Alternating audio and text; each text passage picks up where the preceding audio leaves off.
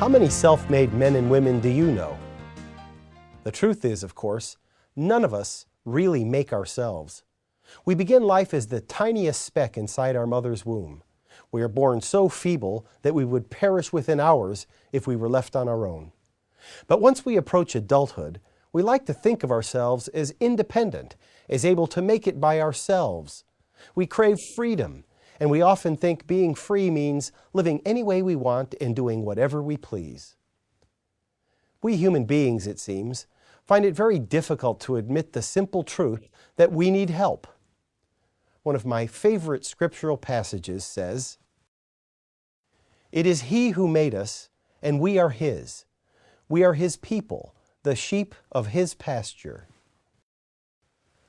How true this is, and yet how hard it is for us to admit that we belong to Him, that we are the sheep of His pasture.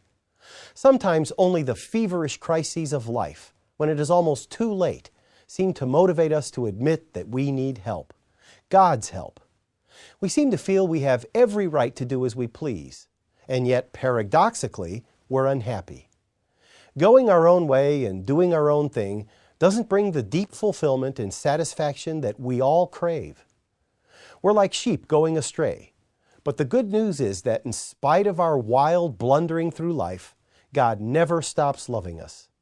In Romans 5, verses 8 to 10, the Apostle Paul wrote, "God demonstrates His own love toward us in that while we were still sinners, Christ died for us.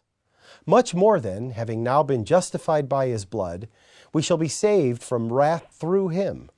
For if, when we were enemies, we were reconciled to God through the death of His Son, much more, having been reconciled, we shall be saved by His life."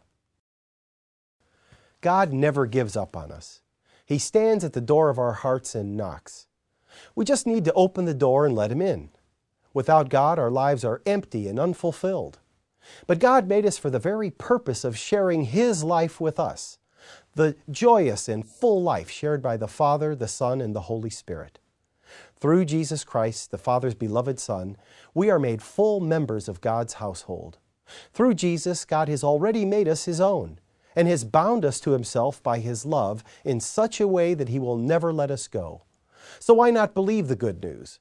Turn to God in faith, pick up your cross, and follow Jesus Christ. It's the only path to true freedom. I'm Joseph Tkach, speaking of life.